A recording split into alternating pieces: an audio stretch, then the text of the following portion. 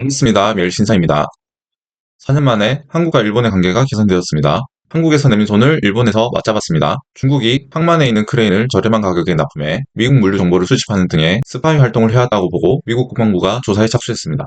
실내 마스크 의무가 해제되면서 마스크 대신 립스틱 등 화장품 관련 매출이 70%나 껑충 뛰어올랐습니다. 근로시간 개편안이 발표되면서 선택근로제를 통해 주 4일제 근무가 가능할 것으로 보입니다. 원달러 환율입니다. 원달러 환율이 1294.1원을 최저로 계속해서 내려가고 있는 모습을 보여주고 있습니다. 결국에는 우리나라가 내민 손을 일본이 맞잡았습니다. 그러면 일본과 한국이 서로 수출에 대한 규제를 풀겠죠? 반도체가 분명히 수혜를 입을 거라고 말씀을 드렸습니다.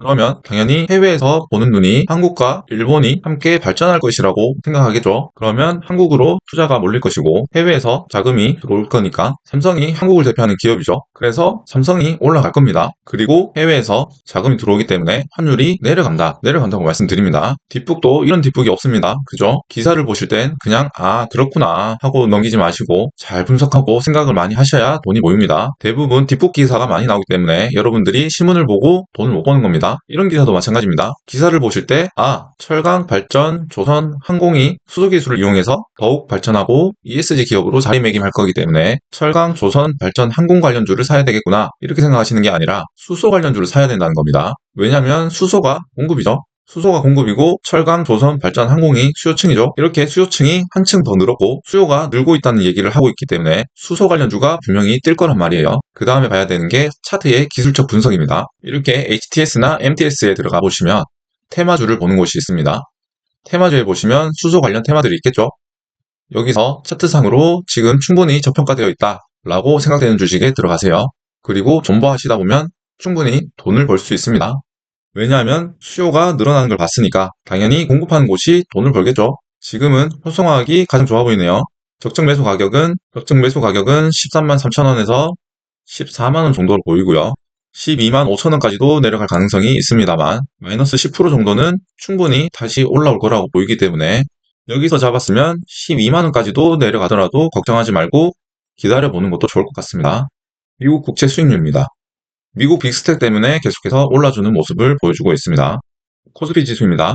코스피가 어제 무려 1.26%나 올라줬습니다. 코스피 주봉입니다. 코스피 주봉상으로 보면 2497이 예전 박스권 상단이었습니다.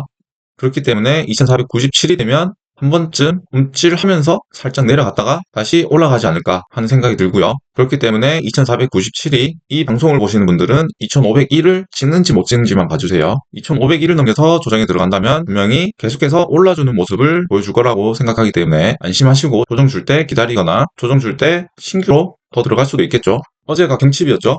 이제 주식시장에도 빨리 봄이 왔으면 좋겠습니다. 제가 지난달에 SBC 선입이 우리 기업에서 계속해서 잊혀지고 있다고 말씀드린 적이 있습니다. 소비는 줄지 않았습니다. 기업은 계속해서 돈을 벌게 되어 있습니다. 오너 리스크라든지 악재로 주목을 받으면 그 주목은 언젠가는 잊혀지게 되어 있습니다. 유한락스, 하나그룹, 남양유업 모두 마찬가지입니다. 아무리 불매운동을 해도 우리 생활 깊숙이 들어와 있는 기업들은 안 망합니다. 지금 코스피보다 코스닥이 훨씬 많이 올랐죠. 환율이 계속해서 오를 때도 코스닥은 활활 타올랐습니다. 보통 이런 기사들이 뜨면 1, 2주 동안은 그래도 코스닥이 더 주목을 받고 오르는 경향이 있습니다. 그래도 상당히 단기간에 많이 오른 모습이기 때문에 언제든지 코스닥을 떠날 준비를 슬슬 하시는 것도 좋을 것 같습니다. 오늘도 역시 중국 얘기를 안 할 수가 없네요. 어제 시진핑 국가주석이 성장률을 5%로 얘기하면서 중국 관련 주식들이 조정을 같이 받아서 떨어졌다고 합니다. 기대보다 약하다는 거지 성장을 안 하는 게 아닙니다. 오히려 이번 조정이 좋은 기회가 될 거라고 확신을 합니다. 제가 한국 화장품 제조 들어가라고 말씀을 드렸죠. 한국이 립스틱 매출이 늘었는데 중국이라고 매출이 늘지 말라는 법이 있을까요? 참고로 립스틱 매출은 경기 악화와 관련이 있습니다. 이유는 나중에 기회가 오면 다시 말씀드리겠습니다.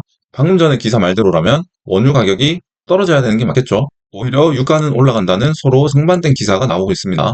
수요가 늘어나기 때문에 가격이 인상되는 게 맞습니다. 하지만 원유 수요가 중국만 있는 게 아니죠. 그리고 공급이 사우디만 있는 게 아니죠. 아직도 중국은 미국에게 눈에 가시입니다. 중국 크레인으로 또 트집을 잡고 있는 모습입니다. 진짜 중국이 대단한 건지 미국이 대단한 건지 모르겠습니다. 빨리 중국과 미국의 관계 개선이 잘 되어야지 우리나라가 수혜를 보지 않을까 생각합니다. 여러분들이 기다리던 뉴스가 나오고 있습니다. 주 4일째 근무에 대해서 말들이 나오고 있는데 우리도 미리 이런 주식이 있구나 관심 종목에 담아놔야 되겠죠.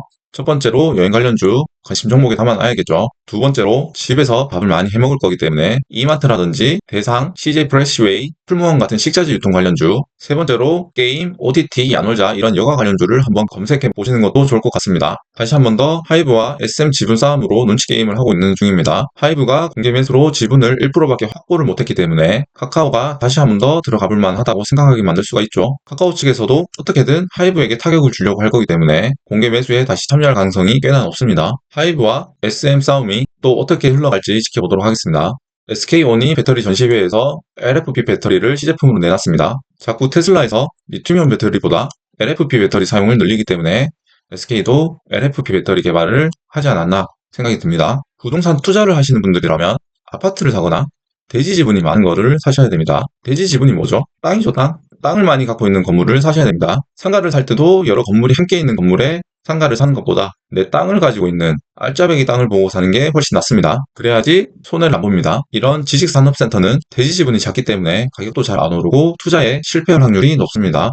오늘의 기사 요약입니다. 4년 만에 한국과 일본의 관계가 개선되었습니다. 이로 인해 우리나라 코스피가 계속해서 올라주는 모습을 보여줄 것으로 기대하고 있습니다. 중국이 항만에 있는 크레인을 저렴한 가격에 납품해 미국 물류 정보를 수집하는 등의 스파이 활동을 해왔다고 보고 미국 국방부가 조사에 착수했습니다. 실내에 마스크 의무가 해제되면서 마스크 대신 립스틱 등 화장품 관련 매출이 70%나 껑충 뛰어올랐습니다. 근로시간 개편안이 발표되면서 선택 근로제를 통해 주 4일제 근무가 가능할 것으로 보입니다. 그에 따른 관련주들을 한번 알아봤습니다. 오늘은 여기까지 하겠습니다. 감사합니다.